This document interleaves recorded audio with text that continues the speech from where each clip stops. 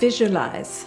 Holding personal wealth, $1,000 to $1 million or more, in the palm of your hand. Visualize something so indestructible, enduring, stable, that it has been coveted since the dawn of human civilization. Visualize something convertible to currency anywhere in the world. Something you can take with you wherever you go. Something only you know you possess. Visualize something with no fees or costs or records to keep. Something you can hold onto for a lifetime or give as a gift. Visualize the defined value diamond. It's a store of wealth. So we've taken the best characteristics of diamonds, which is their highly compact store of value. We've defined those diamonds so you know what the value of those diamonds are. We've put them into a diamond disc, each disc having its own value based on the diamonds that are there. We sell that disc to members of the public.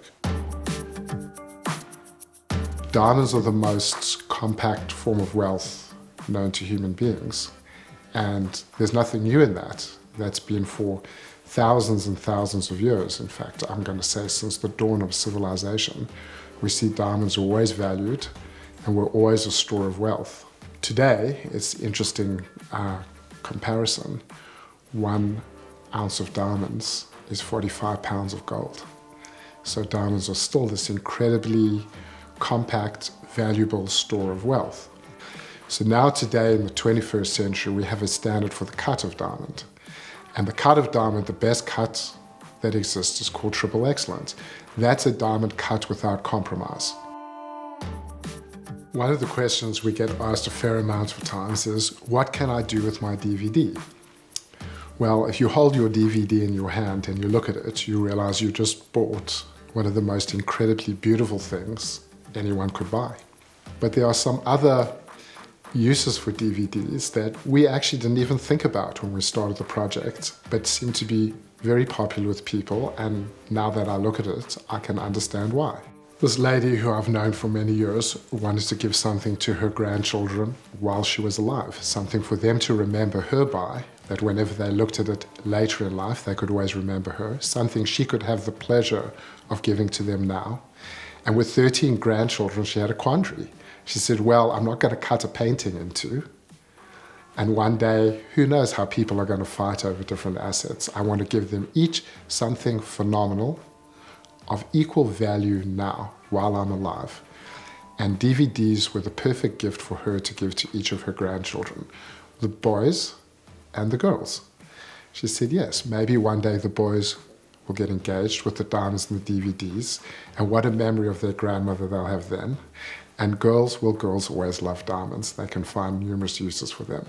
And one of the big appeals for her as well was, she said, I don't know what the future will bring, for my children, grandchildren, great-grandchildren, or great-great-grandchildren, who knows. But I know that by giving DVDs, there's a phenomenal store of wealth there, and if they ever need the money, this is something they can easily turn into any currency of their choice anywhere in the world. So not only did she have the pleasure of giving this great gift to each grandchild equally, but a certain peace of mind, she said, she felt from the type of gift she was giving. To start a diamond mine takes 10 years. It takes 10 years for permitting, it takes 10 years to raise the money, and it costs billions of dollars. Therefore, we know with 100% certainty there are no new big diamond mines going to be started in the next 10 years. That means that the supply of diamonds is not going to grow in the next 10 years. We can also measure what the outputs are of mines, and engineers do very good jobs of determining what the sustained output is. Therefore, we know, and we know from McKinsey studies, that diamond mine output is actually slowly going to erode over the next 10 years. We also know that global wealth over a 10-year period is expanding, and global wealth is going to continue to expand. As the world develops more and more people have money, more and more people with more money get engaged. We're living in a world today in which there's growing demand for a product, the production of which is slowly decreasing. For decades, really the entire history of our company has been selling very high quality polished diamonds to the world's top-end retailers. And those companies know very well what they're buying. They're diamond experts. And they know they want very high specification diamonds in terms of how well they're polished. And these diamonds must be consistent. And they must be of the kind of diamonds that people get engaged with. And we've taken that knowledge of what the market is and what it wants, and the ability now to have not only our definition of what makes those diamonds great, but third-party verification from GIA and Gemprint, and packaged it into one product that a consumer can buy with utmost confidence. You're buying the same diamond a top-end retailer buys for the same price they pay. Sometimes people ask about what makes a DVD disc so unique. Well, it's a perfect convergence of events. I saw a movie years ago about Bill Gates and the start of Microsoft. And the genius of Bill Gates wasn't that he invented a new technology. He managed to pull together all the relevant technologies to make a PC work. We've done the same thing. We've pulled together the ability now to define all the characteristics of a diamond. We've pulled together our knowledge of the market, that a well-defined diamond that is triple excellent in cut and of engagement quality has a highly liquid tradable market, and we've packaged it all in our disc. We've also pulled together the other elements that lead to quality and reassurance, not only for the purchaser, but at time of sale. The GIA report and the Gemprint. Therefore, there's an entire package that's everything you or anybody needs to understand the value of their diamond, what price they pay for it now, and how to sell it later if they want to. Sometimes people ask us, why diamonds? Why can't I just buy stocks or something else with my money? Well, of course you can, and we're not recommending you spend all of your money on diamonds. But in today's world, you see that people diversify their wealth into as many things as possible.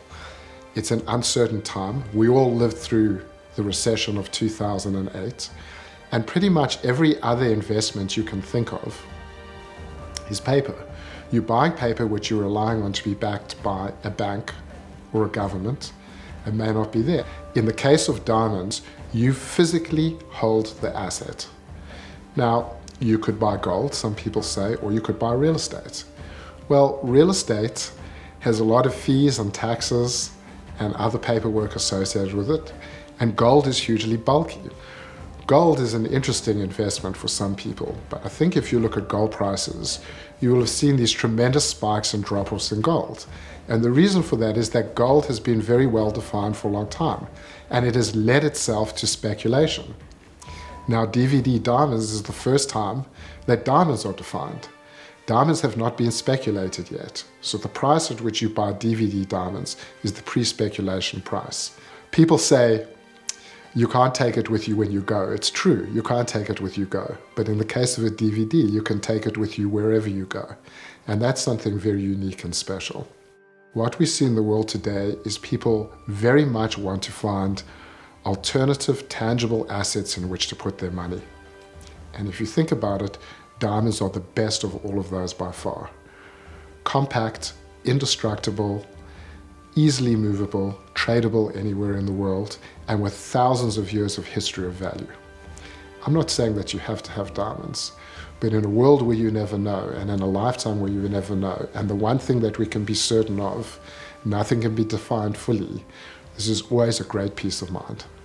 And if you look at history, even the modern history, looking at the 20th century, you'll see numerous examples of where people had to leave, chose to leave, cataclysmic events befell them, and it was their diamonds that they were able to take with them as their store of wealth. Now, maybe in the 21st century, that sounds like a bit of a stretch for people, but the truth is, you never know.